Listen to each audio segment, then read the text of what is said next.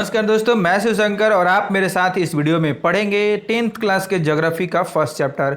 तो हम लोग 10th क्लास के ज्योग्राफी को आज इसमें पढ़ते हैं और देखते हैं कि क्या कुछ इस चैप्टर से हम अपने एग्जाम के लिए अर्जित कर सकते हैं।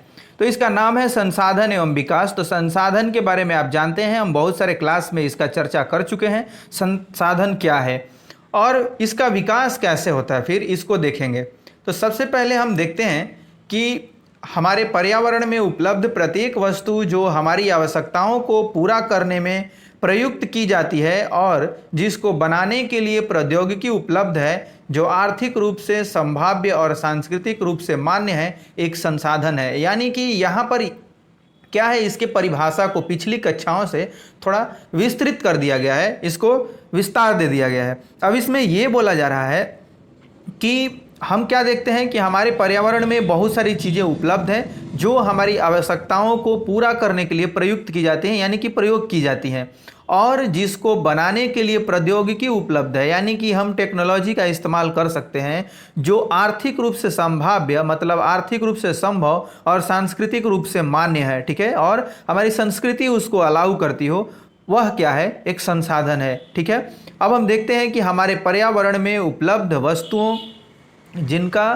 क्या देखते हैं कि पर्यावरण में उपलब्ध वस्तुओं की रूपांतरण प्रक्रिया प्रकृति, प्रौद्योगिकी और संस्थाओं के पारस्परिक क्रियात्मक संबंध में निहित होते हैं। ठीक है, क्या है कि ये हम क्या देखते हैं कि जो हमारा पर्यावरण है, जहाँ से हम सारी चीज़ों को लेते हैं, ठीक है, उसमें हम क्या देखते हैं कि उपलब्ध वस्तुओं की रूपांतरण प्रक्रिया प्रकृति, ठीक है, प्रौद्योगिकी और संस्थाओं के पारस्परिक क्रियात्मक संबंध में निहित है। जो कुछ भी मतलब हम अर्जित करते हैं, जो कुछ भी प्रकृति से लेते हैं और उसको प्रौद्योगिकी के रूप में, प्रौद्योगिकी के सहारे जो इस्तेमाल करने के लायक बनाते हैं, जो संस्थाएं इसको लायक बनाती हैं, और उसके बाद हम क्या देखते हैं कि पारस्परिक क्रियात्मक संबंध में निहित है, सारे एक दूसरे से क्या होते हैं, कनेक्टेड होते हैं।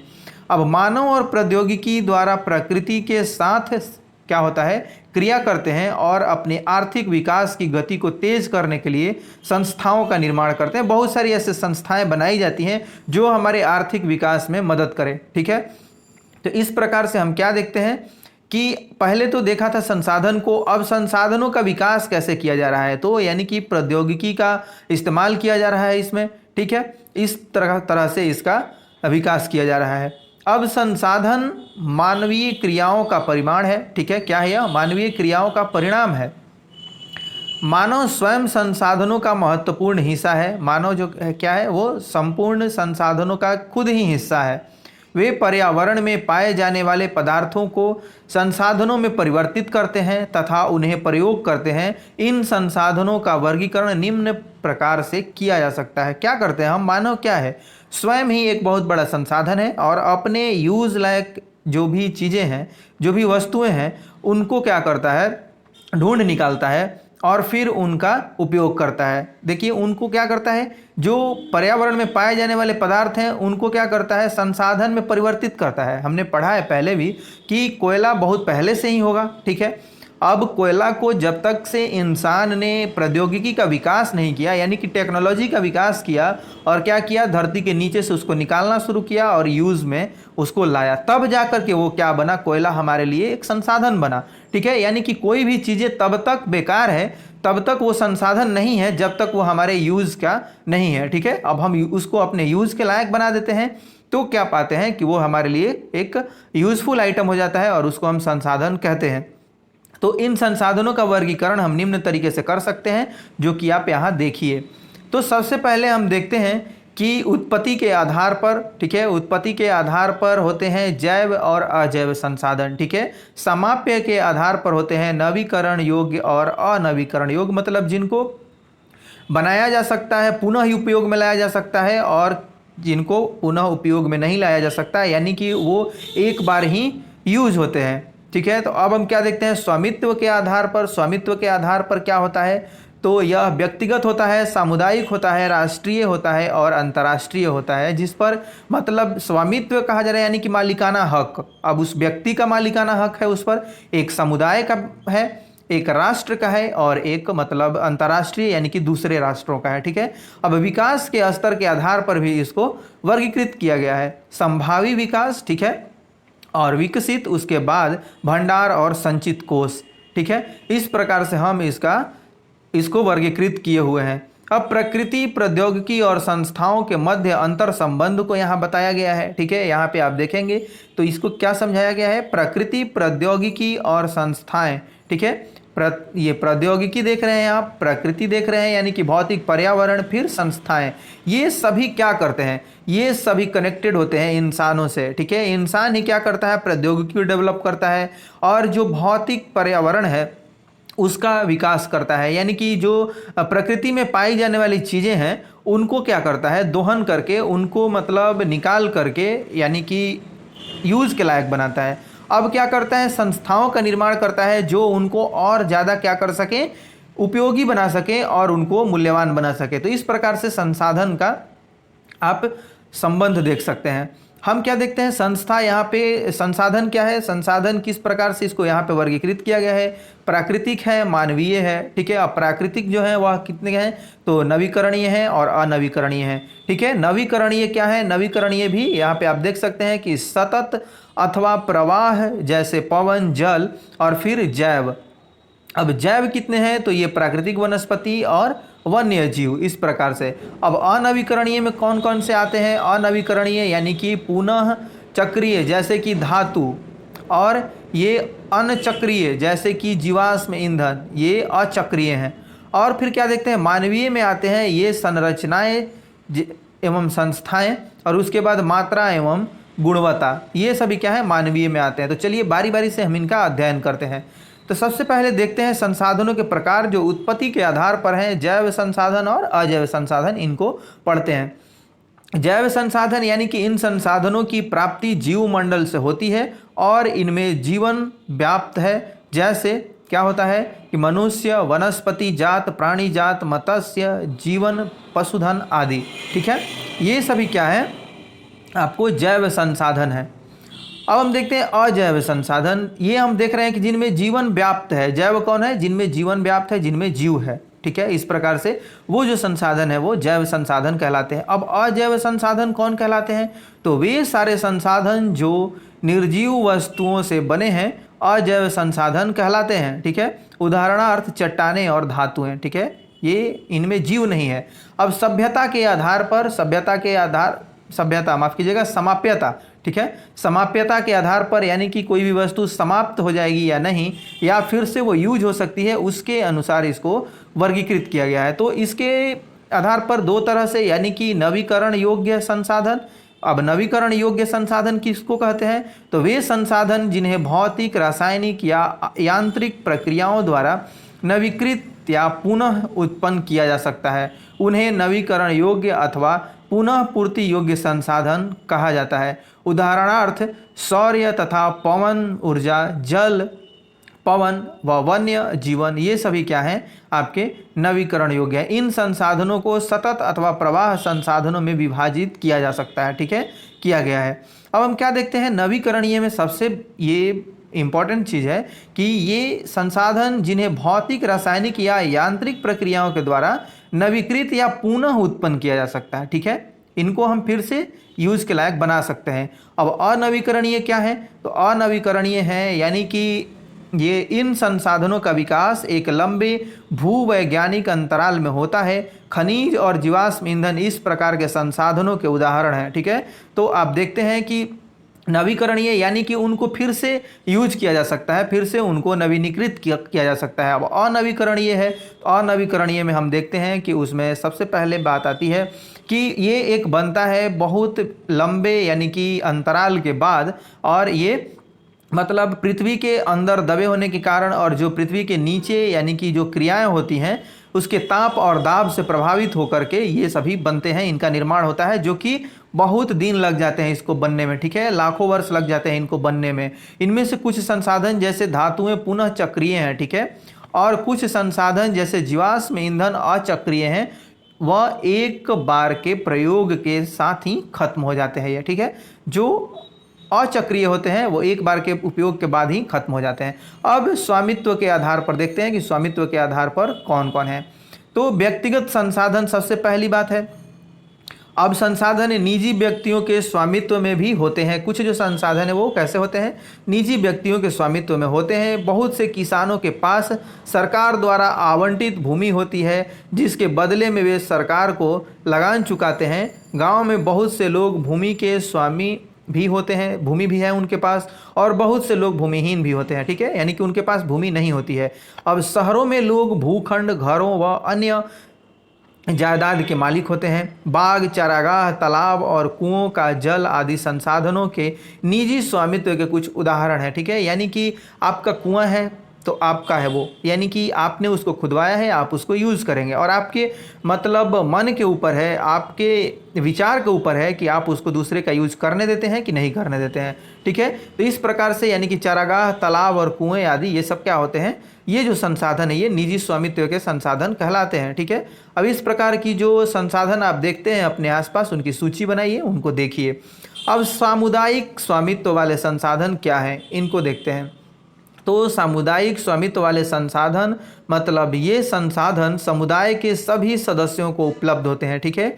अब गांव की ये जो शामिलात भूमि, जो कि चारण भूमि, स्मशान भूमि, तालाब इत्यादि क्या होते हैं, ये सामुदायिक होते हैं, मतलब एक पूरे समूह के होते हैं। और नगरीय क्षेत्रों के सार्वजनिक पार्क, पिकनिक स्थल और खेल के मैदान वहाँ रहने वाले सभी लोगों के लिए उपलब्ध है, ठीक है। इस प्रकार की जो चीज़ें होती हैं वह सामुदायिक स्वामित्व वाले संसाधन के रूप में जानी जाती हैं। अब बात करते हैं हम राष्ट्रीय संसाधन के बारे में। तकनीकी तौर पर देश में पाए जाने वाले सारे संसाधन राष्ट्रीय हैं, ठीक है। अब देश की सरकार को कानूनी अधिकार है कि वह व्यक्तिगत संसाधनों को भी आम जनता के हित में अधिग्रहित कर सकती है, ठीक है।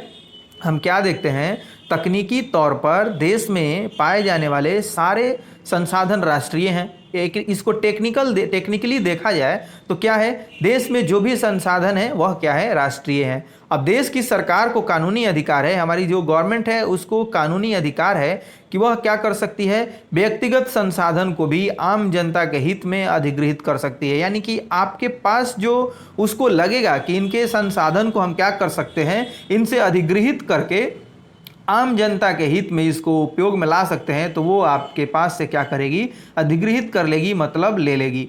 अब आपने देखा होगा कि सड़कें, नहरें और रेल लाइनें व्यक्तिगत स्वामित्व वाले खेतों में बनी हुई हैं, ठीक है। तो इस प्रकार से यानी कि गवर्नमेंट के पास ऐसा अधिकार होता है, हमारी सरकारों के पास, ठीक है। अब हम क्या देखते हैं कि शहरी विकास प्राधिकरणों को सरकार भूमि अधिग्रहण का अधिकार दिया हुआ है।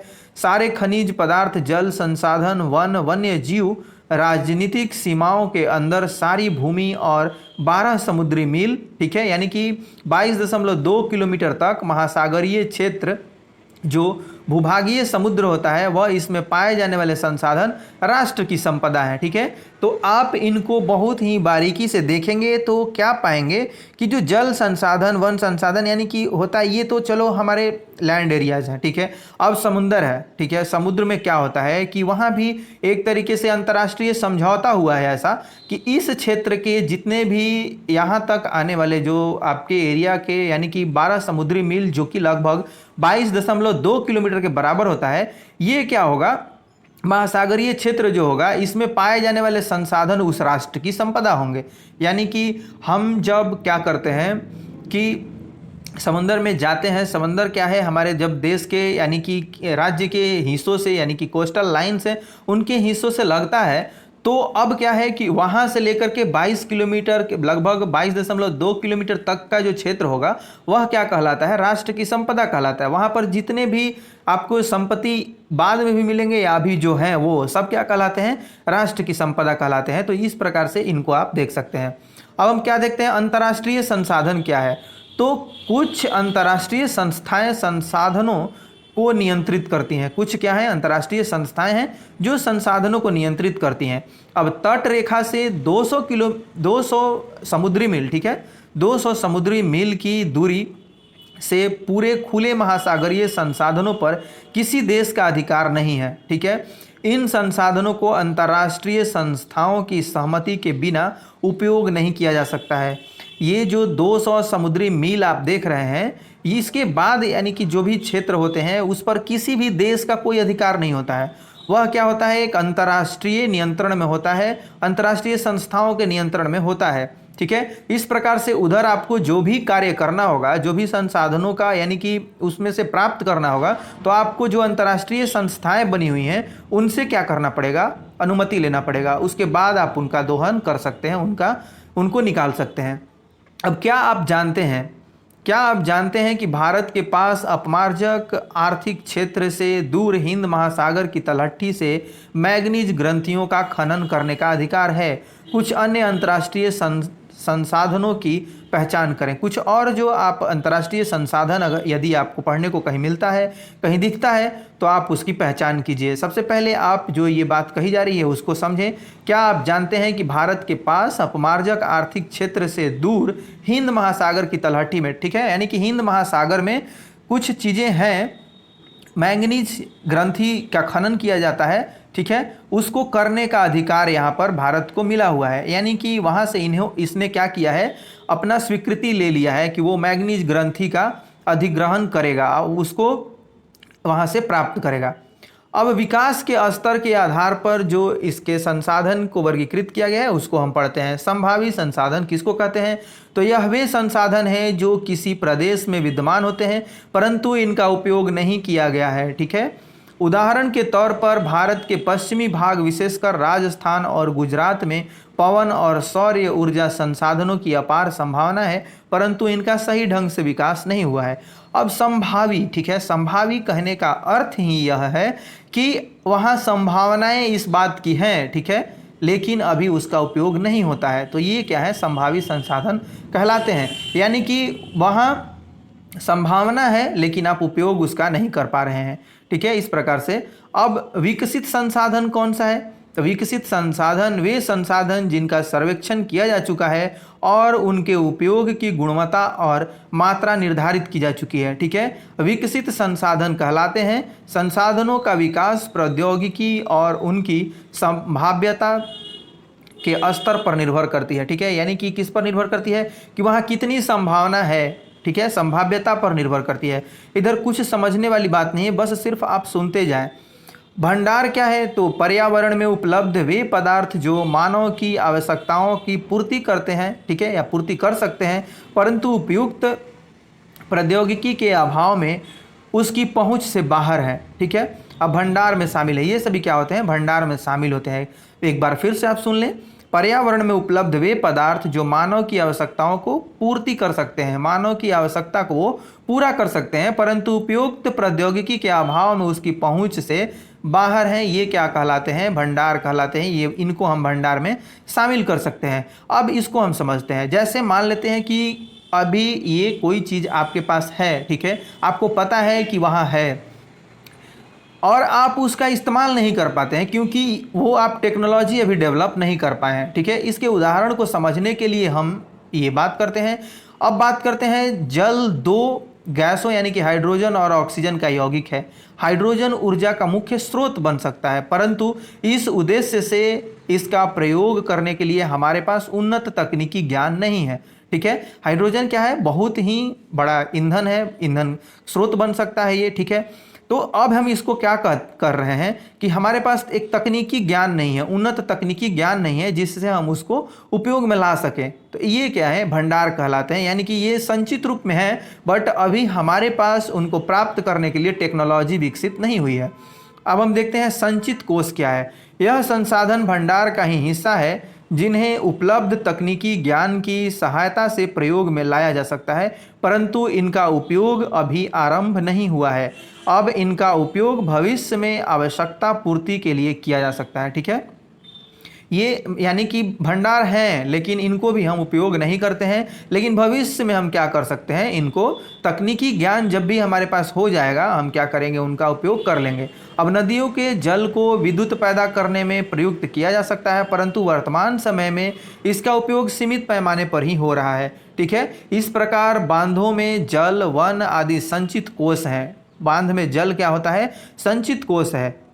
वो एक तरह से हम उनको भंडारण किए हुए हैं। वन क्या है? ये भी संचित कोष है जिनका उपयोग भविष्य में किया जा सकता है। अब संसाधनों का विकास कैसे होता है इसको देखते हैं कि संसाधन का विकास आप कैसे कर सकते हैं। तो संसाधन जिस प्रकार मनुष्य के जीवन यापन के लिए अति आवश्यक है, उसी प्रकार जीवन की गुणवत्ता बनाए रखने के लिए भी महत्वपूर्ण है। हम क्या देखते हैं, हमारे जीवन के लिए तो संसाधन है ही, लेकिन उसकी गुणवत्ता को बनाए रखने के लिए, यानी कि उसको एक अच्छे वे में इस्तेमाल करने के लिए भी यह क्या है, महत्वपूर्ण है। ऐसा विश्वास किया जाता था कि संसाधन प्रकृति की देन है। हम क्या ऐसा विश्वास करते थे कि पहले ऐसा हमें मतलब ज्ञात था कि जो भी संसाधन है वह प्रकृति की देन है। परिणाम स्वरूप मानव ने इसका अंधाधुंध उपयोग किया। ज्ञान के अभाव में हमें ऐसा ज्ञात था कि संसाधन प्रकृति की देन है, और हमने क्या किया, इसके परिणाम स्वरूप इसका अंधाधुंध उपयोग किया, जिससे निम्नलिखित कुछ समस्याएं पैदा हो गई हैं। अब जो समस्याएं पैदा हो गई हैं उनको बारीकी से देखते हैं। कुछ व्यक्तियों के लालचवश संसाधन का ह्रास हुआ है, ठीक है। यानी कि हम क्या करते हैं, अभी हमारे घर में नल से पानी आता है, बस ये उसका उपयोग धड़ल्ले से कर रहे हैं।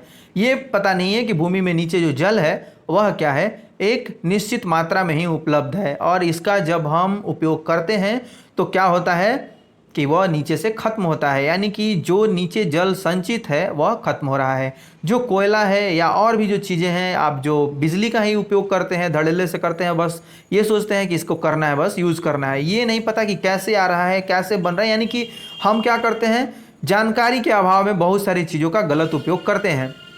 अब संसाधन समाज के कुछ ही लोगों के हाथ में आ गए हैं, जिससे समाज दो हिस्सों, संसाधन संपन्न एवं संसाधनहीन अर्थात अमीर और गरीब में बंट गया है, ठीक है। इस प्रकार से किसी के पास संसाधन है और किसी के पास नहीं है, तो उसका यानी कि वर्गीकरण हो गया है दो रूप में, संसाधन संपन्न व्यक्ति और संसाधनहीन व्यक्ति के रूप में, ठीक है। तो अब हम क्या देखते हैं कि संसाधनों के अंधाधुंध शोषण से वैश्विक पारिस्थितिकी संकट पैदा हो गया है, जैसे भूमंडलीय तापन, ओजोन परत अवक्षय, पर्यावरण प्रदूषण और भूमि निम्नीकरण। ये सभी क्या है, एक वैश्विक परिस्थितिकी यानी कि हमारे पर्यावरण को असंतुलित करने वाले घटक हैं, कारक हैं। अब सतत पोषणीय विकास क्या होता है इसको देखते हैं। सतत पोषणीय विकास आर्थिक विकास का अर्थ है, ठीक है। सतत पोषणीय आर्थिक विकास का अर्थ है कि विकास पर्यावरण को बिना नुकसान पहुंचाए हो और वर्तमान विकास की प्रक्रिया भविष्य की पीढ़ियों की आवश्यकता की अवहेलना न करे। अब हम सतत पोषणीय विकास उसको कहते हैं, सबसे एक मतलब आसान शब्दों में समझें तो यह पाएंगे कि हम चीज़ें प्राप्त भी कर लें, ठीक है, लेकिन पर्यावरण को कोई उससे नुकसान नहीं हो, ठीक है। और वर्तमान में तो हम उसका उपयोग करें ही, जो बाद में यानी कि भविष्य में हमारी पीढ़ियां इसको उपयोग करने वाली हैं, उनकी आवश्यकताओं को कोई यानी कि आँच ना आए, ठीक है। यानी कि वो उनकी आवश्यकताओं के लिए भी हम उन चीज़ों को छोड़ जाएं। अब देखते हैं कि ये रियो डी जेनेरियो यानी कि रियो डी जेनेरो पृथ्वी सम्मेलन 1992 है, वह क्या है। सबसे पहले बात करते हैं जून 1992 से क्या होता है। जून 1992 में 100 से भी अधिक राष्ट्राध्यक्ष ब्राज़ील के शहर रियो डी जेनेरो में प्रथम अंतर्राष्ट्रीय पृथ्वी सम्मेलन में एकत्रित होते हैं, ठीक है। वहाँ पर बहुत सारे राष्ट्राध्यक्ष, मतलब 100 से अधिक देशों के जो राष्ट्राध्यक्ष हैं, वहाँ पे ब्राज़ील का शहर है रियो डी जेनेरो, प्रथम अंतर्राष्ट्रीय पृथ्वी सम्मेलन के लिए वहाँ एकत्रित होते हैं। सम्मेलन का आयोजन विश्व स्तर पर उभरते पर्यावरण संरक्षण और सामाजिक आर्थिक विकास की समस्याओं का हल ढूंढने के लिए किया गया था। एक मतलब नया हल ढूंढने के लिए, उनका समाधान ढूंढने के लिए इसको किया गया था। इस सम्मेलन में एकत्रित नेताओं ने भूमंडलीय जलवायु परिवर्तन और जैविक विविधता पर एक घोषणा पत्र पर हस्ताक्षर किया, ठीक है। यहाँ पर इन्होंने एक हस्ताक्षर किया घोषणा पत्र पर। अब उसके अनुसार वो क्या कुछ हस्ताक्षर करते हैं और कितने बिंदु वो स्वीकार करते हैं, इसको हम लोग देखते हैं। तो रियो सम्मेलन में भूमंडलीय वन सिद्धांतों यानी कि फॉरेस्ट प्रिंसिपल्स पर सहमति जताई और 21वीं शताब्दी में सतत पोषणीय विकास के लिए एजेंडा 21 को स्वीकृति प्रदान की गई, ठीक है, स्वीकृति प्रदान की गई। सतत पोषणीय विकास आप समझ सकते हैं, उसके इसी के ऊपर जस्ट हमने उसको पढ़ा है कि पर्यावरण को बिना नुकसान पहुंचाए हम प्राकृतिक संसाधनों का उपयोग करते हैं और ऐसा उपयोग करते हैं कि वो भविष्य की जो पीढ़ी है उसके लिए भी सुरक्षित रहे। अब एजेंडा 21 क्या है, तो यह एक घोषणा है जिसे 1992 में ब्राज़ील के शहर रियो डी जेनेरो में संयुक्त राष्ट्र पर्यावरण और विकास सम्मेलन यानी कि UNCED के प्रावधान में राष्ट्राध्यक्षों द्वारा, जो 100 राष्ट्राध्यक्ष वहाँ पे एकत्रित हुए थे, द्वारा स्वीकृत किया गया था। इसका उद्देश्य भूमंडलीय सतत पोषणीय विकास हासिल करना है। ठीक है, यह क्या देखते हैं हम कि यह एक कार्यसूची है जिसका उद्देश्य समान हितों, पारस्परिक आवश्यकताओं एवं सम्मिलित जिम्मेदारियों के अनुसार विश्व सहयोग के द्वारा पर्यावरणीय क्षति, गरीबी और रोगों से निपटना है। ठीक है, जो भी पर्यावरण का क्षति होता है, जो यानी कि संसाधनहीनता और संसाधन संपन्नता की जो स्थिति आती है, उससे भी निपटना है, और रोग यानी कि जो भी बीमारियां होती है उनसे निपटना इस एजेंडे में शामिल था। अब एजेंडा 21 का मुख्य उद्देश्य यह है कि प्रत्येक स्थानीय निकाय अपना स्थानीय एजेंडा 21 तैयार करें। ठीक है, यानी कि जो भी स्थानीय निकाय हैं वो अपना एक एजेंडा तैयार करें जो कि पर्यावरण के हित में हो। अब संसाधन नियोजन क्या है, इसको देखते हैं कि संसाधन को आप कैसे नियोजित कर सकते हैं, कैसे इनका नियोजन होता है। संसाधनों के विवेकपूर्ण उपयोग के लिए नियोजन एक सर्वमान्य रणनीति है। इसलिए भारत जैसे देश में जहां संसाधनों की उपलब्धता में बहुत अधिक विविधता है, और यह और भी महत्वपूर्ण है। ठीक है, ये क्या देखते हैं कि भारत जैसा जो देश है जहाँ संसाधनों की उपलब्धता बहुत विविध है, यानी यहाँ आप देखेंगे कि कोयला पाया जाता है किसी क्षेत्र में तो किसी क्षेत्र में नहीं पाया जाता है, किसी क्षेत्र में अभ्रक पाया जाता है तो किसी क्षेत्र में लोहा पाया जाता है, किसी क्षेत्र में मैंगनीज पाया जाता है तो किसी क्षेत्र में यूरेनियम पाया जाता है, यानी कि विविधता पाई जाती है। ठीक है, बहुत सारी आप देखेंगे कि विविधता है यहाँ। और क्या देखते हैं कि यहाँ ऐसे प्रदेश भी हैं, ठीक है, यहाँ ऐसे प्रदेश भी हैं जहाँ एक तरह के संसाधनों की प्रचुरता है परंतु दूसरे तरह के संसाधनों की कमी भी है। ठीक है, कुछ ऐसे प्रदेश भी हैं जो संसाधनों की उपलब्धता के संदर्भ में आत्मनिर्भर हैं, और कुछ ऐसे भी प्रदेश हैं जहां महत्वपूर्ण संसाधनों की अत्यधिक कमी है। उदाहरण के लिए हम क्या देखते हैं कि झारखंड, मध्य प्रदेश और छत्तीसगढ़ आदि प्रांतों में खनिजों और कोयले के प्रचुर भंडार हैं। ठीक है, अब अरुणाचल प्रदेश में जल संसाधन प्रचुर मात्रा में पाए जाते हैं परंतु मूल विकास की कमी है वहाँ पर। राजस्थान में पवन और सौर ऊर्जा संसाधनों की बहुतायत है लेकिन जल संसाधनों की कमी है। अब लद्दाख को देखते हैं कि लद्दाख का शीत मरुस्थल देश के अन्य भागों से अलग थलग पड़ता है। ठीक है, यह प्रदेश सांस्कृतिक विरासत का धनी है परंतु यहाँ जल, आधारभूत अवसंरचना तथा कुछ महत्वपूर्ण खनिजों की कमी है। तो आप इसको जब पढ़ते हैं तो ये पाते हैं कि कहीं कहीं क्या है, बहुत खनिज तो बहुत सारे पाए जाते, बहुत खनिज है झारखंड, उड़ीसा, छत्तीसगढ़ में आप देखते हैं, लेकिन वहाँ और भी जो चीज़ें हैं, राजस्थान में देखते हैं कि वहाँ पवन ऊर्जा है, सौर ऊर्जा है, लेकिन क्या है, जल नहीं है, पानी नहीं है। ठीक है, इसी प्रकार से क्या देखते हैं कि अरुणाचल प्रदेश में पानी बहुत है, तो अब अरुणाचल प्रदेश में देखते हैं कि खनिज और भी जो उसके विकास के लिए और चीज़ें चाहिए वो नहीं है। अब हम क्या देखते हैं कि लद्दाख में क्या है कि इसमें हम देखते हैं कि ये शीत मरुस्थल है, इसको हम क्या बोलते हैं, कोल्ड डेजर्ट बोलते हैं, शीत मरुस्थल बोलते हैं। ये क्या है, यहाँ पर पानी का कमी है और जो भी आधारभूत अवसंरचनाएं हैं उनकी भी कमी है, लेकिन हम क्या देखते हैं, यह सांस्कृतिक विरासत का धनी है यहाँ पर, यानी कि ये हेरिटेज कल्चर यहाँ पर बहुत ज़्यादा रिच है। ठीक है, इस प्रकार से आप इसको समझ सकते हैं कि कहीं कोई चीज़ें बहुत ज़्यादा है तो कहीं वो नहीं है, कहीं मतलब किसी मैटर में वो बहुत ज़्यादा संपन्न है तो किसी मैटर में क्या है, वो गरीब है, यानी कि गरीब कहने का मतलब है कि वो उसके पास नहीं है। अब हम क्या देखते हैं कि भारत में संसाधन नियोजन एक जटिल प्रक्रिया है जिसमें निम्नलिखित सोपान है, जिसमें निम्नलिखित क्या है, स्टेप्स होते हैं। अब हम क्या देखते हैं कि देश के विभिन्न प्रदेशों में संसाधनों की पहचान कर उनकी तालिका बनाना। ठीक है, इस कार्य में क्षेत्रीय सर्वेक्षण, मानचित्र बनाना और संसाधनों का गुणात्मक एवं मात्रात्मक अनुमान लगाना व मापन करना। ठीक है, ये सभी चीज़ इनको करना पड़ेगा कि कौन सी चीज़ें हैं, उनको क्या चाहिए क्या नहीं चाहिए, कितनी मात्रा में है और कितनी मात्रा में नहीं है, यहाँ की कितनी जनसंख्या को ये संसाधन उपलब्ध हो पा रहा है, कितनी जनसंख्या इससे वंचित रह जा रही। तो इन सभी चीज़ों को हम फॉलो करते हैं तब जा करके क्या होता है, उसका नियोजन हो पाता है। अब हम क्या देखते हैं कि संसाधन विकास योजनाएं लागू करने के लिए उपयुक्त प्रौद्योगिकी, कौशल और संस्थागत नियोजन ढांचा तैयार करना। बहुत सारी चीज़ों का विकास करना होता है। कौशल यानी कि लोगों को स्किल्ड बनाना पड़ता है। अब हम क्या देखते हैं कि संसाधन विकास योजनाओं और राष्ट्रीय विकास योजनाओं में समन्वय स्थापित करना होता है। संसाधन के विकास के लिए जो योजनाएं चलाई जाती हैं, राष्ट्रीय विकास योजनाएं हैं, इनमें क्या करना चाहिए, समन्वय स्थापित करना चाहिए, एक कोऑर्डिनेशन होना चाहिए। ठीक है, तो इस प्रकार से आप देखते हैं कि हम एक रीच यानी कि कल्चर और रीच संसाधनों वाला देश तभी बन पाएंगे जब हम उनके अच्छे से उपयोग करना सीख जाएंगे। अब संसाधनों का संरक्षण देखते हैं कि ये कैसे कर सकते हैं हम। संसाधन किसी भी तरह के विकास में महत्वपूर्ण भूमिका निभाते हैं। ठीक है, क्या करते हैं, ये महत्वपूर्ण भूमिका निभाते हैं, परंतु संसाधनों का विवेकहीन उपयोग और अति उपयोग के कारण कई सामाजिक, आर्थिक और पर्यावरणीय समस्याएं पैदा हो सकती हैं। यानी कि अविवेकपूर्ण यानी विवेकहीन कहने का मतलब है कि हमारे पास क्या है, जानकारी होने के बावजूद भी हम क्या करते हैं, कभी कभी गलतियां करते हैं और यानी कि विवेकहीनता का परिचय देते हैं। ठीक है, तो क्या करते हैं कि उनका उपयोग धड़ल्ले से करते हैं। तो ये सभी क्या है, समस्या उत्पन्न करने वाले आपके यानी कि नेचर हैं, ये आपके प्रकृति हैं। जब आप ऐसा उपयोग करेंगे विवेकहीन तरीके से तो ये संसाधन की उपलब्धता जो है वो खत्म हो जाएगी और आपके लिए समस्या उत्पन्न हो सकती है। इन समस्याओं से बचाव के लिए विभिन्न स्तरों पर संसाधनों का संरक्षण आवश्यक है। भूतकाल से ही संसाधनों का संरक्षण बहुत से नेताओं और चिंतकों के लिए चिंता का विषय रहा है। उदाहरण के लिए हम क्या देखते हैं, गांधी जी ने संसाधनों के संरक्षण पर अपनी चिंता इन शब्दों में व्यक्त की है।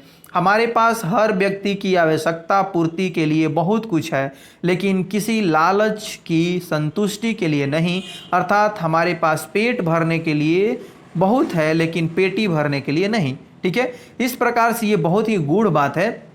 इनको मतलब छोटी सी बात में इन्होंने बहुत ही बड़ी बात को कह दी है कि क्या है, हमारे पास पेट भरने के लिए हमारे प्रकृति ने हमको बहुत कुछ दिया है। पेटी अर्थात कि आप इसको लूटेंगे, खसोटेंगे, उसके लिए प्रकृति ने नहीं दिया है। अगर आप वो करते हैं तो आपको इसका खामियाजा भी भुगतना पड़ेगा।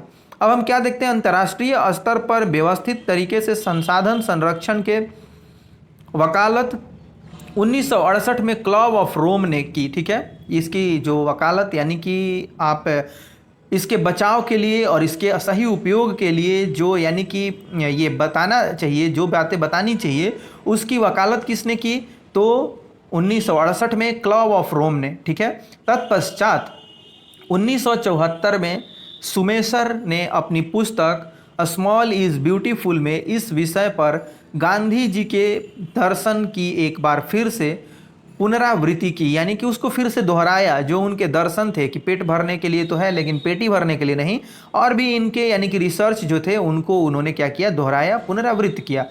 अब क्या देखते हैं कि 1987 में ब्रुंटलैंड आयोग रिपोर्ट द्वारा वैश्विक स्तर पर संसाधन संरक्षण में मूलाधार योगदान किया गया, मतलब एक आपको बोले तो मुख्य भूमिका निभाई गई। इस रिपोर्ट ने सतत पोषणीय विकास यानी कि सस्टेनेबल डेवलपमेंट की संकल्पना प्रस्तुत की और जो संसाधन यानी कि कैसे संसाधन का उपयोग किया जाए, संसाधन का कैसे संरक्षण किया जाए, इसका उसने क्या किया, वकालत किया और बताया। यह रिपोर्ट बाद में हमारा साझा भविष्य आवर कॉमन फ्यूचर शीर्षक पुस्तक से क्या हुआ, शीर्षक से पुस्तक के रूप में प्रकाशित हुआ। इस संदर्भ में एक और महत्वपूर्ण योगदान रियो डी जेनेरो ब्राजील में 1992 में आयोजित पृथ्वी सम्मेलन में किया गया था, सम्मेलन द्वारा किया गया। ठीक है, अब भू संसाधन क्या है, यानी कि हमारी भूमि में कौन कौन से और संसाधन उपलब्ध हैं। हम भू पर रहते हैं, इसी पर अनेक आर्थिक क्रियाकलाप करते हैं और विभिन्न रूपों में इसका उपयोग करते हैं। अतः भूमि एक बहुत महत्वपूर्ण प्राकृतिक संसाधन है। ठीक है, इस प्रकार से क्या होता है कि भूमि बहुत ही महत्वपूर्ण संसाधन है। अब हम देखते हैं कि भारत में भूमि पर विभिन्न प्रकार की भू आकृतियां हैं। ठीक है, कौन कौन सी आकृतियां हैं ये आपको पता है। जैसे कि आप देखते हैं पर्वत है, पठार है, मैदान है, द्वीप है, ये सभी क्या है, भूमि पर ही पाए जाते हैं। लगभग 43% भू क्षेत्र मैदान है जो कृषि और उद्योग के लिए विकास के लिए सुविधाजनक है। कृषि और उद्योग के विकास के लिए क्या है, यह सुविधाजनक है। 43% भूभाग। अब आगे देखते हैं और यह देखते हैं कि पर्वत पूरे भू क्षेत्र के 30% भाग पर विस्तृत है। पर्वत का जो हिस्सा है वह 30% है। वे कुछ बारहमासी नदियों के प्रवाह को सुनिश्चित करते हैं, पर्यटन विकास के लिए अनुकूल परिस्थितियां प्रदान करता है और पारिस्थितिकी के लिए महत्वपूर्ण है।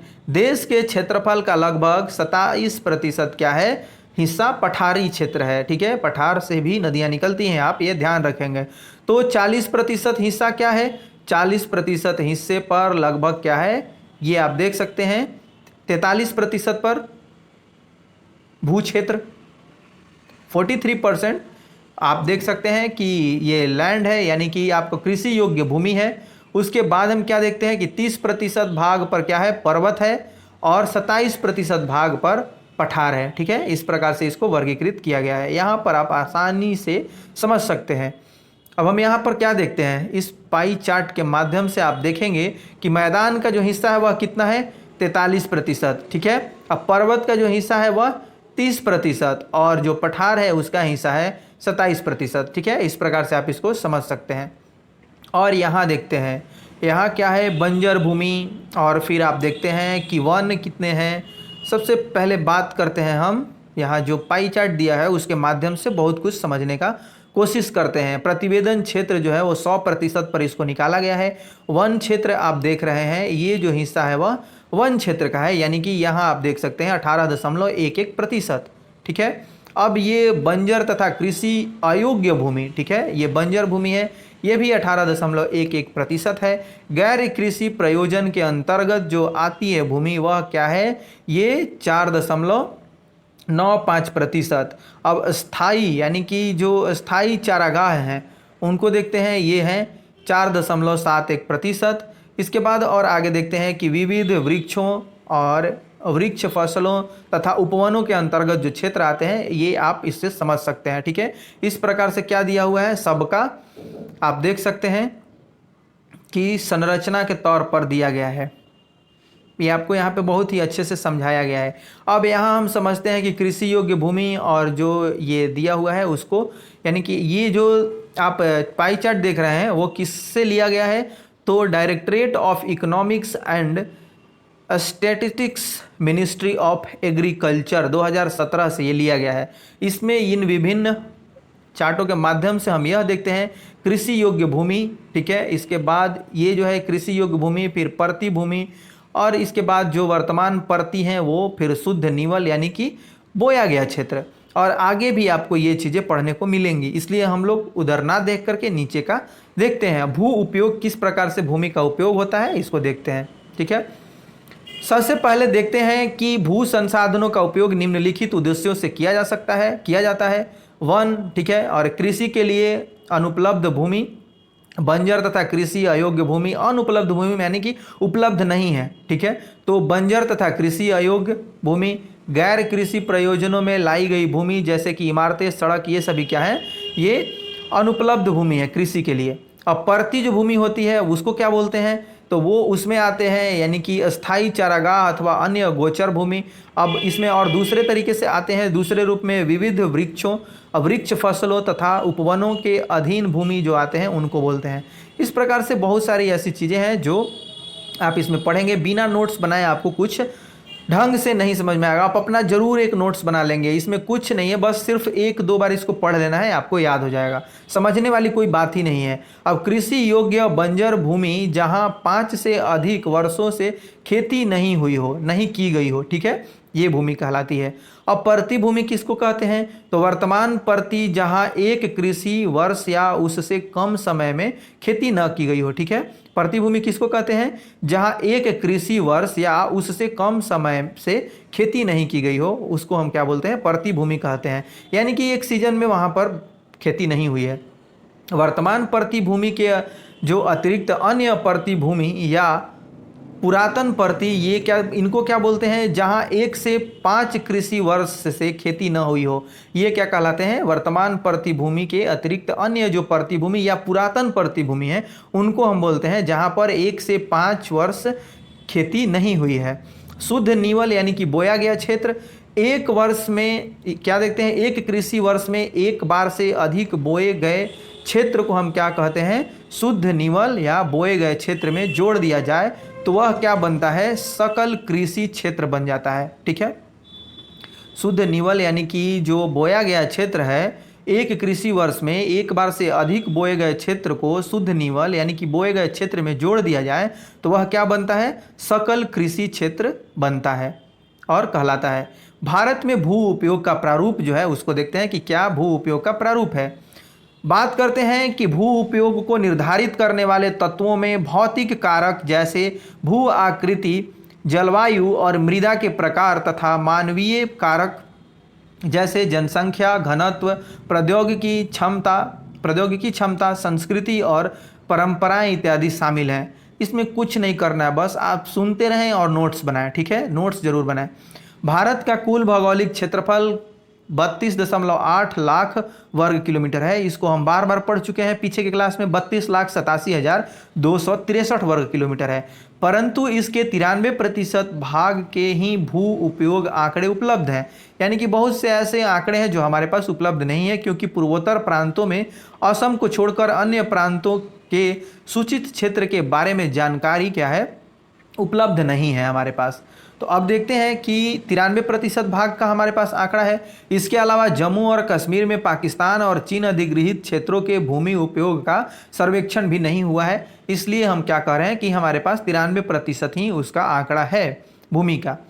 अब देखते हैं कि वर्तमान परती भूमि के अतिरिक्त अन्य परती भूमि अनुपजाऊ है और इन पर फसलें उगाने के लिए कृषि लागत बहुत अधिक है। अतः इस भूमि में 2 या 3 वर्षों में इनको 1 या 2 बार बोया जाता है, और यदि इसे शुद्ध निवल या बोए गए क्षेत्र में शामिल कर लिया जाता है तब भी भारत के कुल सूचित क्षेत्र के लगभग 54% हिस्से पर ही खेती हो सकती है। ठीक है, यानी कि हम यह कह सकते हैं कि सबको शामिल कर लें तो भी हम क्या कर सकते हैं, 54% हिस्सों पर ही खेती कर सकते हैं।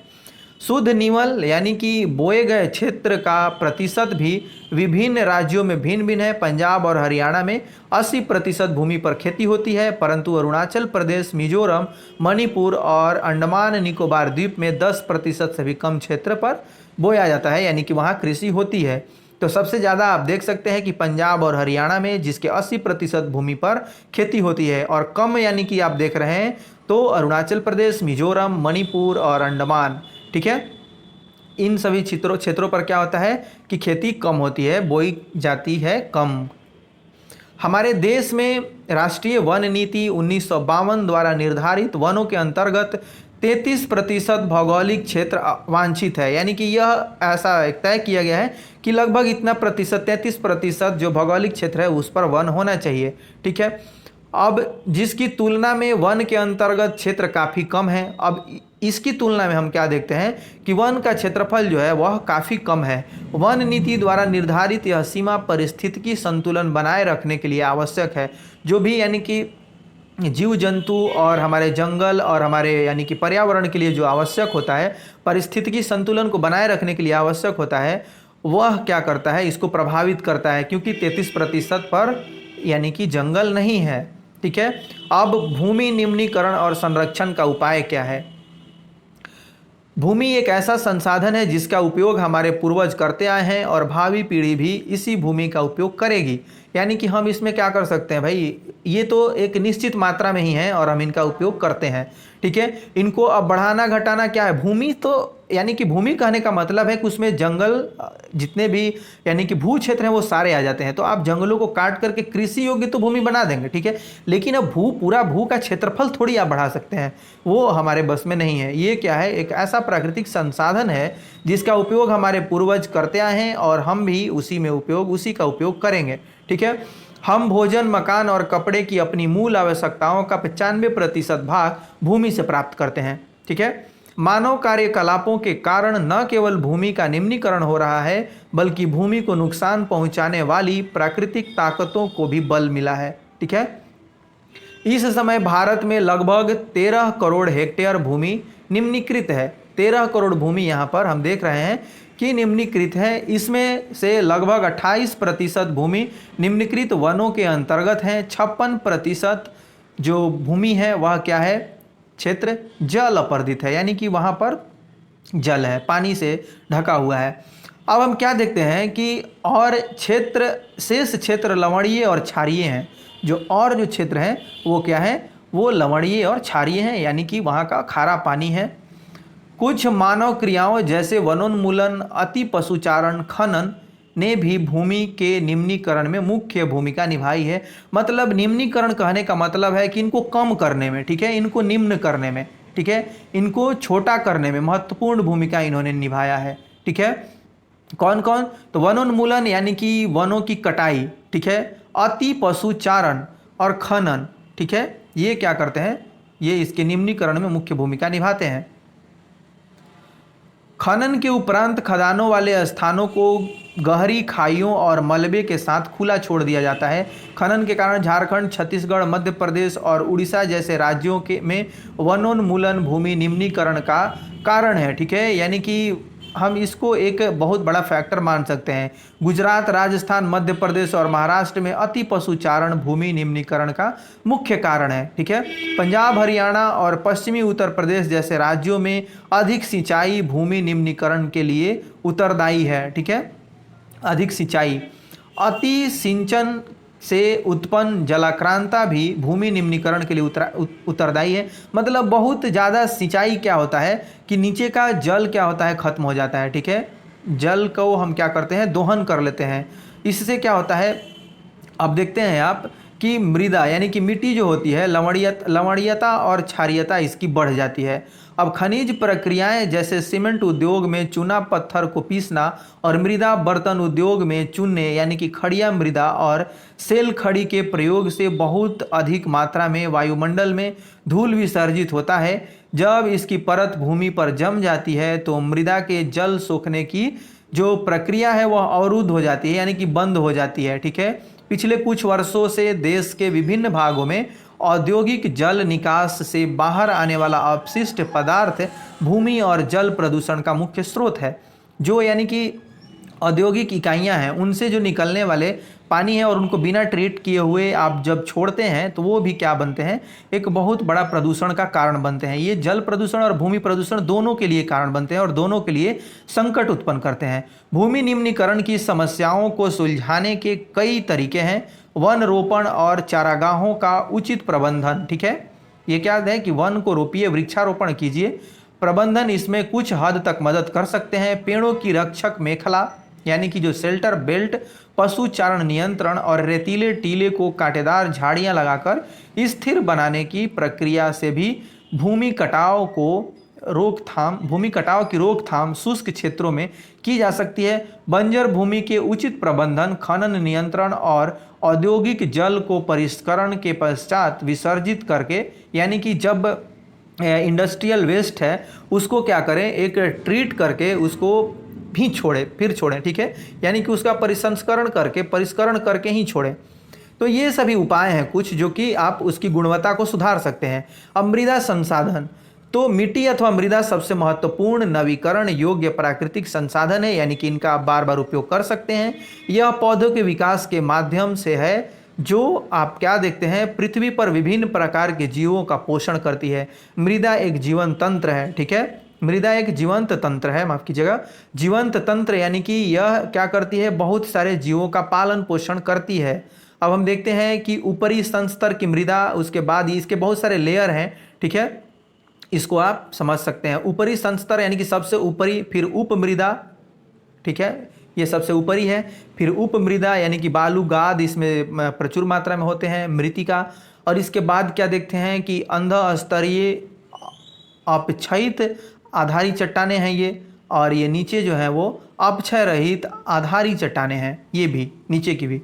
तो इस प्रकार से आप इनको फिगर वाइज अगर एग्जामिनेशन हॉल में लिख देते हैं तो क्या होता है, इनसे फिगर वाइज याद करने में भी आसान होता है, और आप यदि इनको लिख देते हैं तो क्या होता है, एक बहुत बड़ा असर होता है एग्जामिनर के दिमाग पे, ठीक है। तो यहाँ से इन सभी चीज़ों को एक कलेक्शन करके आप क्या कर सकते हैं, बहुत अच्छा अपना नोट्स बना सकते हैं, ठीक है। अब मृदा बनने की प्रक्रिया को निर्धारित करने वाले तत्वों, उनके रंग, गहराई, गठन, वायु व रासायनिक और भौतिक गुणों के आधार पर भारत की मृदाओं को निम्नलिखित प्रकार से क्या किया गया है, बांटा गया है। अब मृदाओं का वर्गीकरण हम देखते हैं कि मृदा को कैसे वर्गीकृत किया गया है। सबसे पहले यह देखते हैं कि यह मृदा विस्तृत रूप से फैली हुई है और यह देश की महत्वपूर्ण मृदा है। ठीक है, वास्तव में संपूर्ण उत्तरी मैदान जलोढ़ मृदा से बना है। यह मृदाएं हिमालय की 3 महत्वपूर्ण नदी तंत्रों सिंधु, गंगा और ब्रह्मपुत्र नदियों द्वारा लाए गए निक्षेपों से बनी है। ठीक है, एक संकरे गलियारे के द्वारा ये मृदाएं राजस्थान और गुजरात तक फैली हैं। ठीक है, अब पूर्वी तटीय मैदान विशेषकर महानदी गोदावरी, कृष्णा और कावेरी नदियों के डेल्टे भी जलोढ़ मृदा से बने हैं। अब देखते हैं बहुत सारी जो नदियां अपने साथ क्या करती हैं, जलोढ़ मिट्टी को लेकर के आती हैं और इस प्रकार से जो बनते हैं, जिन मिट्टियों का निर्माण होता है, जिस भू क्षेत्र का निर्माण होता है, वह क्या कहलाता है, जलोढ़ मृदा कहलाता है। ठीक है, अब आगे देखते हैं और इस पूरे आप मैप को अध्ययन करेंगे। मैप का अध्ययन आप जरूर करें। पर्वत और वन क्षेत्र इस प्रकार से आपको दिखाया गया है।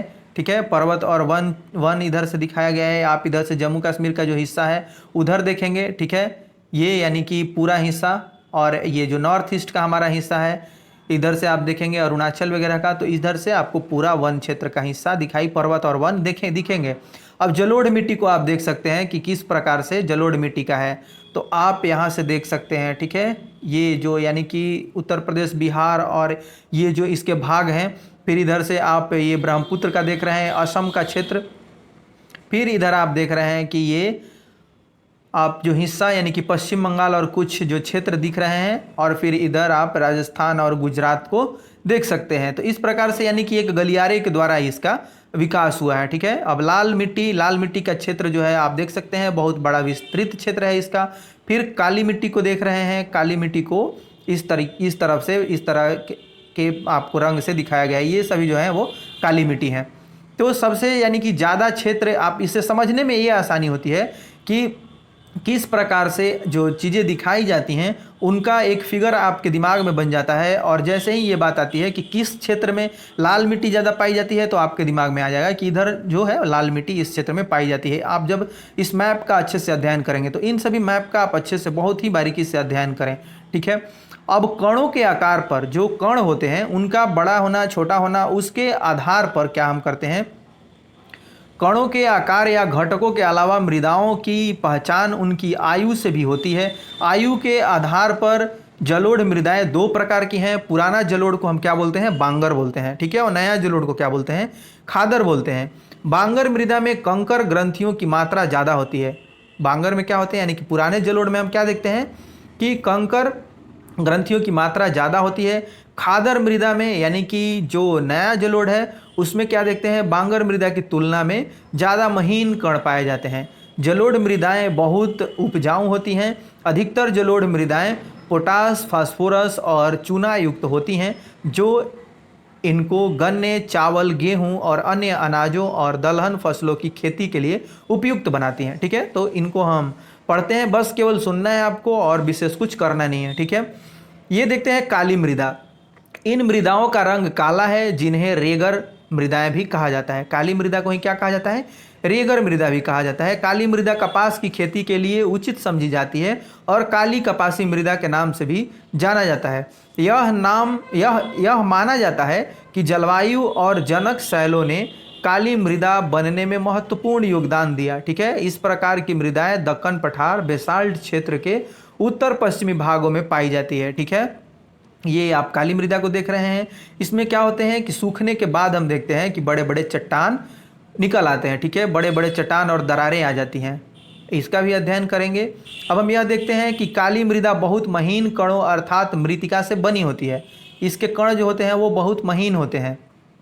ये मृदा कहाँ अधिकतर पाई जाती है, तो ये मृदा पाई जाती है महाराष्ट्र, सौराष्ट्र, मालवा, मध्य प्रदेश और छत्तीसगढ़ के पठार पर। ठीक है, इस प्रकार से आप देख सकते हैं कि और दक्षिण पूर्वी दिशा में गोदावरी और कृष्णा नदी की घाटी में यह फैली हुई है। इसको देखते हैं कि ये जो काली मृदा है बहुत महीन कणों अर्थात मृतिका से बनी है। इसकी नमी धारण करने की जो क्षमता होती है वह बहुत होती है।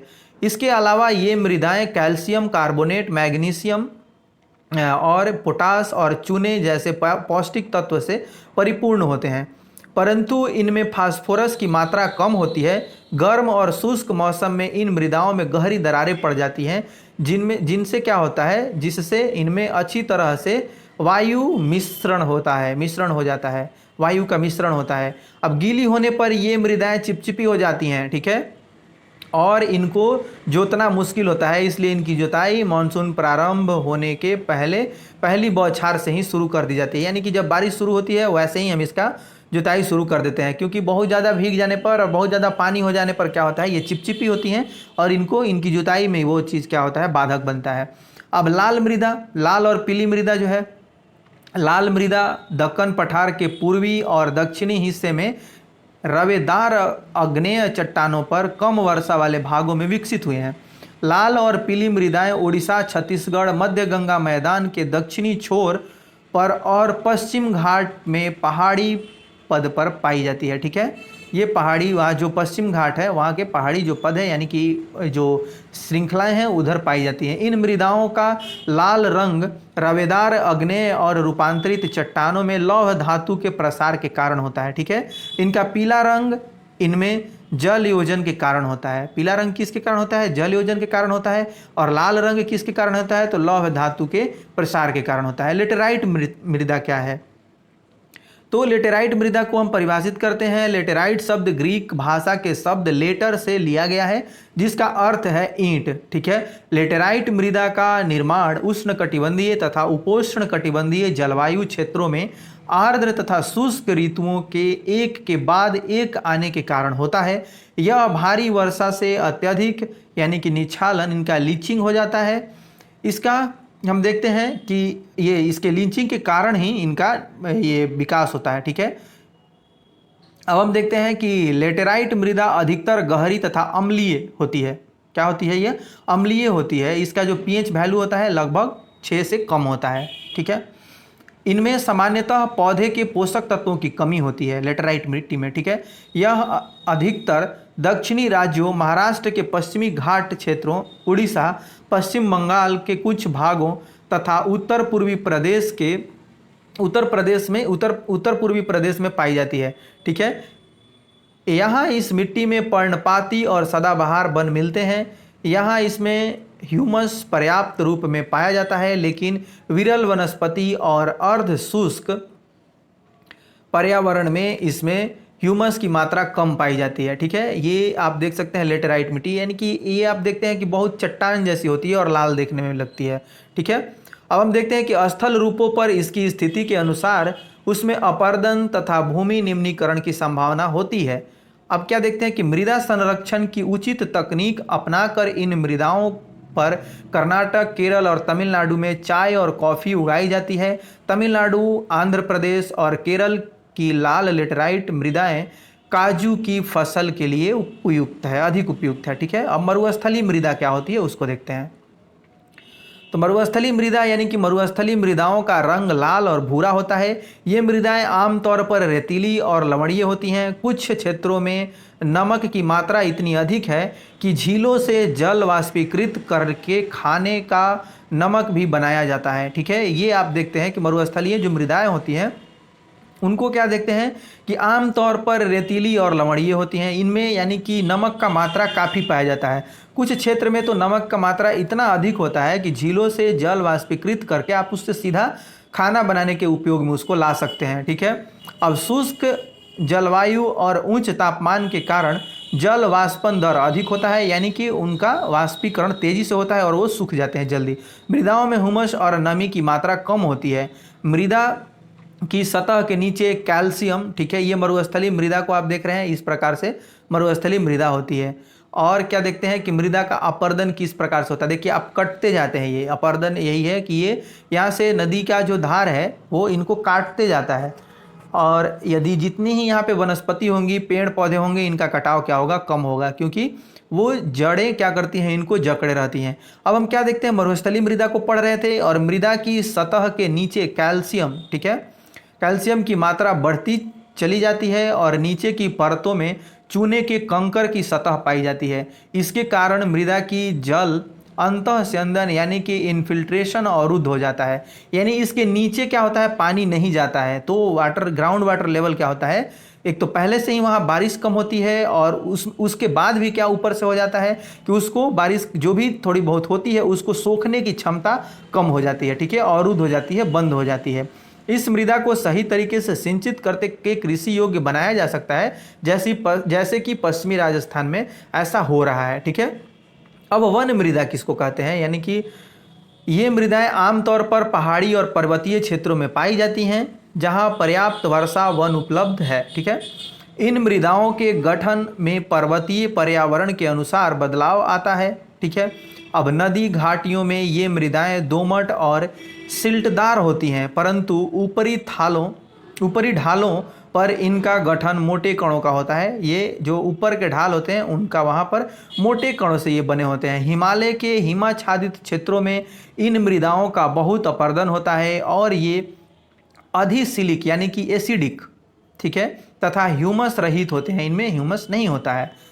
नदी घाटियों के निचले क्षेत्रों विशेषकर नदी सोपानों और जलोढ़ पंखों आदि में ये मृदाएं उपजाऊ होती हैं। जो इन क्षेत्रों में पाई जाती हैं ये मृदा, वहाँ पर ये उपजाऊ होती है। अब मृदा अपर्दन और संरक्षण इनका कैसे किया जा सकता है।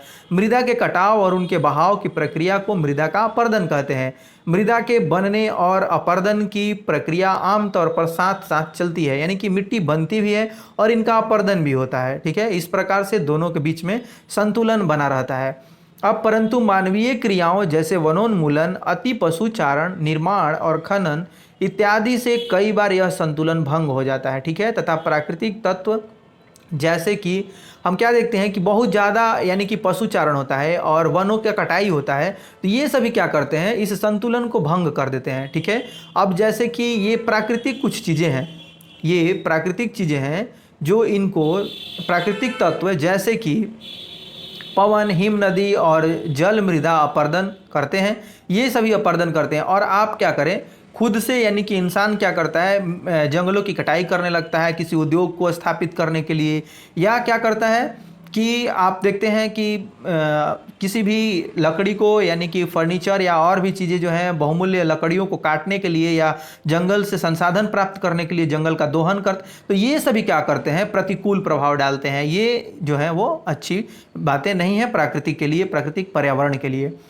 अब हम क्या देखते हैं कि बहता जल मृतिका युक्त मृदाओं को काटते हुए गहरी वाहिकाएं बनाता है, जिन्हें क्या कहते हैं हम, अवनलिकाएं कहते हैं। ऐसी भूमि, ठीक है, ऐसी भूमि जोतने योग्य नहीं होती हैं और इसे उत्खात भूमि यानी कि बैड लैंड कहते हैं, ठीक है। चंबल बेसिन में ऐसी भूमि को खड्ड या ये क्या बोलते हैं, रेवाइन बोलते हैं, रेवाइन भूमि हम कहते हैं, खड्ड बोलते हैं यानी कि गड्ढे बोलते हैं, ठीक है। तो इस प्रकार से ये जो आप भूमि है यानी कि इनको आप अच्छे से पढ़ लिए हैं, इनको आप समझने का कोशिश करेंगे, एक बार और अच्छे से इनको पढ़ेंगे, ठीक है। तो अब हम क्या देखते हैं कि अपर्दन किस प्रकार से हो गया है और किस प्रकार से यानी कि ये प्राकृतिक जो घटनाएं हैं वो अपर्दन में यानी कि भूमिका निभाती हैं। पवन यानी कि हवा भी अपर्दित करती है, हिम नदी भी यानी कि ग्लेशियर भी, जल भी, ये सभी क्या करते हैं, मृदा को अपर्दित करते हैं। और अब हम क्या देखते हैं कि जो ढाल वाली भूमि पर समोच्च रेखाओं के समानांतर हल चलाने से ढाल के साथ जल बहाव की गति घटती है, जैसे समोच्च जुताई यानी कि ये जो कॉन्टोर प्लॉगिंग होता है उसको कहा जाता है। ये कॉन्टोर प्लॉगिंग आप देख रहे हैं कि जो समोच्च यानी कि ऊंचाई की जो जुताई होती है ढाल वाली भूमि पर समोच्च रेखाओं के समानांतर, जो यानी कि एक तरह से मान लिया कि ये ऊंची हैं, ठीक है।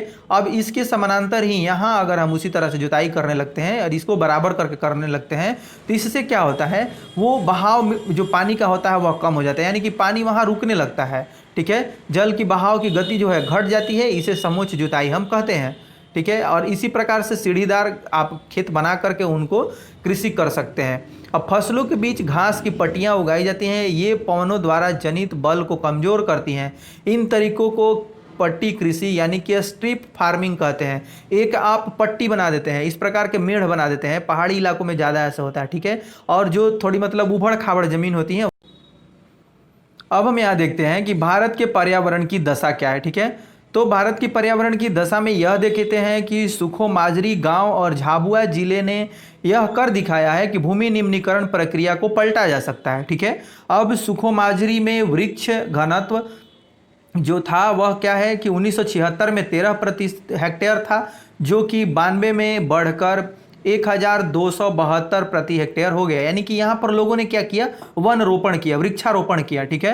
अब पर्यावरण के पुनर्जनन से अधिक संसाधन उपलब्धता, कृषि और पशुपालन में सुधार के परिणाम स्वरूप आमदनी बढ़ती है और समाज में आर्थिक समृद्धि आती है। ठीक है। यानी कि लोगों का जीवन यापन सही ढंग से होता है।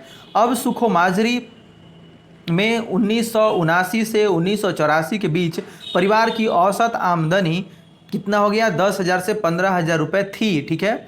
अब पर्यावरण की पुनर्स्थापना के लिए लोगों द्वारा इसका प्रबंधन आवश्यक है। जो लोग हैं उनका प्रबंधन करना चाहिए उनको। इसके बाद क्या देखते हैं कि मध्य प्रदेश की सरकार ने लोगों को स्वयं फैसला लेने का अधिकार दिया है कि वे प्रदेश की 29 लाख हेक्टेयर भूमि, भारत का लगभग 1% क्षेत्रफल को जल विभाजक प्रबंधन द्वारा हरा भरा बना रहे हैं। ठीक है। इस प्रकार से उनको संसाधन उपलब्ध कराया जा रहा है, संसाधन मुहैया कराया जा रहा है। तो इस प्रकार से ये क्या कर रहे हैं, इसके विकास में अपना योगदान दे रहे हैं। तो इस प्रकार से ये चैप्टर जो है समाप्त हो चुका है और आप यहाँ से इसको आंसर करने का कोशिश करेंगे। लौह अयस्क किस प्रकार का संसाधन है, नवीकरणीय है, अनवीकरणीय है। आपने जब एकाग्रता से सुना होगा तो आप जरूर इसको हल कर पाएंगे। ज्वारीय ऊर्जा निम्नलिखित में से किस प्रकार का संसाधन नहीं है। ठीक है। पंजाब में भूमि निम्नीकरण का निम्नलिखित में से मुख्य कारण क्या है, गहन खेती, वनोन्मूलन, अधिक सिंचाई और अति पशुचारण। ठीक है। निम्नलिखित में से किस प्रांत में सीढ़ीदार यानी कि सोपानी खेती की जाती है, पंजाब, हरियाणा, उत्तर प्रदेश के मैदान और उत्तराखंड। ठीक है। इस प्रकार से आप पढ़े हैं, समझे हैं तो ज़रूर बनाएंगे। आप इसको बनाने का प्रयत्न करेंगे, ज़रूर कमेंट भी करें। और आपने बहुत ही अच्छे से एकाग्रता के साथ इस वीडियो को सुना है, देखा है और समझा है। आपका बहुत बहुत धन्यवाद। मिलते हैं नेक्स्ट वीडियो में।